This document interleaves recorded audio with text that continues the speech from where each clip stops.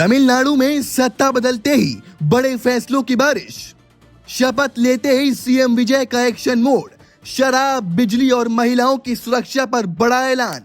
क्या तमिलनाडु में शुरू हो गया विजय मॉडल? पूरे राज्य में सियासी हलचल तेज। तमिलनाडु की राजनीति में एक नया अध्याय शुरू हो चुका है। शपथ लेते ही मुख्यमंत्री जोसेफ विजय ने ऐसे फैसले लेने शुरू कर दिए हैं जिसने पूरे राज्य का राजनीतिक तापमान बढ़ा दिया है। स्कूलों, मंदिरों, बस स्टैंड और रिहायशी इलाकों के आसपास शराब की दुकानों को बंद करने का फैसला, गरीब और जरूरतमंद परिवारों के लिए मुफ्त बिजली का वादा, महिलाओं की सुरक्षा पर सख्ती, युवाओं और शिक्षा व्यवस्था को लेकर बड़े संकेत। इन फैसलों ने साफ कर दिया है कि नई सरकार खुद को वेलफेयर और कंट्रोल मॉडल के तौर पर पेश करना चाहती है। समर्थक इसे जनता की सरकार बता रहे हैं तो विरोधी कह रहे हैं कि असली परीक्षा अब शुरू होगी। लेकिन सवाल बड़ा है, क्या विजय सच में तमिलनाडु की राजनीति का नया चेहरा बन चुके हैं या फिर ये सिर्फ शुरुआत का सियासी असर है? तमिलनाडु में नई सरकार बनने के बाद सबसे ज्यादा चर्चा जिस फैसले की हो रही है वो है शराब की दुकानों को लेकर लिया गया बड़ा कदम। मुख्यमंत्री विजय ने साफ संकेत दिए हैं कि स्कूलों, मंदिरों, बस स्टैंड और घनी आबादी वाले रिहायशी इलाकों के आसपास शराब की दुकानों पर सख्ती की जाएगी।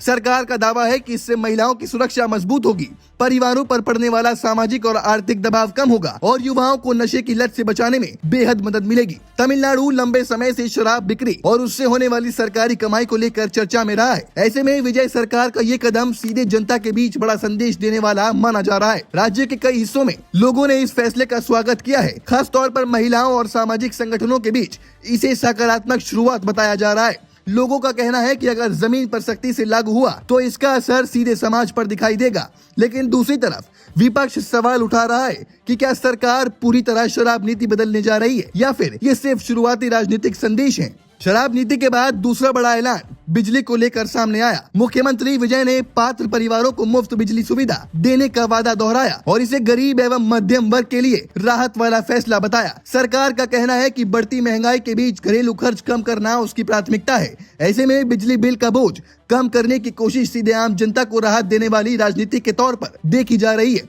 तमिलनाडु में पहले भी कल्याणकारी योजनाओं की राजनीति काफी मजबूत रही है, लेकिन विजय सरकार खुद को सिर्फ घोषणाओं तक सीमित नहीं दिखाना चाहती। सरकार के करीबी सूत्रों का कहना है कि प्रशासनिक स्तर पर तेजी से काम शुरू करने के निर्देश दिए गए हैं ताकि फैसलों का असर जल्दी दिखाई दे। यही वजह है कि शपथ के तुरंत बाद लिए गए फैसलों ने राजनीतिक गलियारों में हलचल बढ़ा दी है। समर्थक कह रहे हैं कि विजय ने शुरुआत में ही ये संदेश दे दिया है कि उनकी सरकार प्रो पीपल एजेंडा पर काम करेगी। महिलाओं की सुरक्षा और युवाओं को लेकर भी मुख्यमंत्री विजय का रुख काफी आक्रामक दिखाई दे रहा है। सरकार ने साफ कहा है कि कानून व्यवस्था और महिलाओं की सुरक्षा पर कोई समझौता नहीं होगा।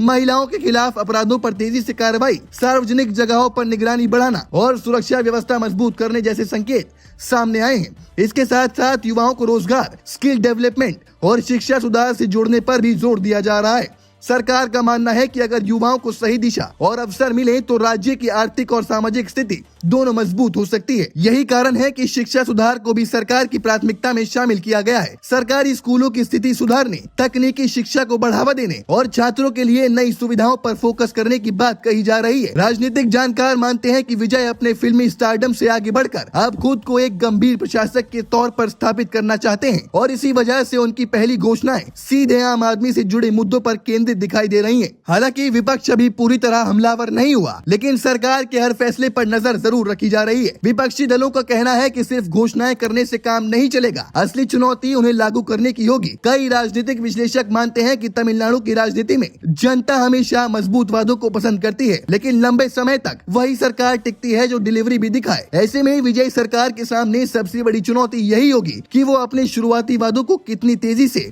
और कितनी मजबूती से जमीन पर उतार पाती है। लेकिन फिलहाल इतना जरूर साफ है कि मुख्यमंत्री विजय ने सत्ता संभालते ही एक बड़ा राजनीतिक संदेश दे दिया है। उन्होंने ये दिखाने की कोशिश की है कि उनकी सरकार सिर्फ प्रशासन नहीं बल्कि जनता के भरोसे की राजनीति करना चाहती है। तमिलनाडु में अब हर नजर इस बात पर टिकी है कि ये फैसले आने वाले दिनों में कितना असर दिखाते हैं। क्या ये सिर्फ शुरुआती जोश है या फिर सच में तमिलनाडु में एक नए राजनीतिक दौर की शुरुआत हो चुकी है? तमिलनाडु में नई सरकार, नए फैसले और नई उम्मीदें। मुख्यमंत्री विजय के शुरुआती ऐलानों ने जनता के बीच बड़ा संदेश जरूर दिया है, लेकिन राजनीति में असली ताकत फैसले लेने में नहीं, उन्हें जमीन पर उतारने में होती है। अब देखना होगा कि विजय सरकार अपने वादों को कितना मजबूती से पूरा कर पाती है।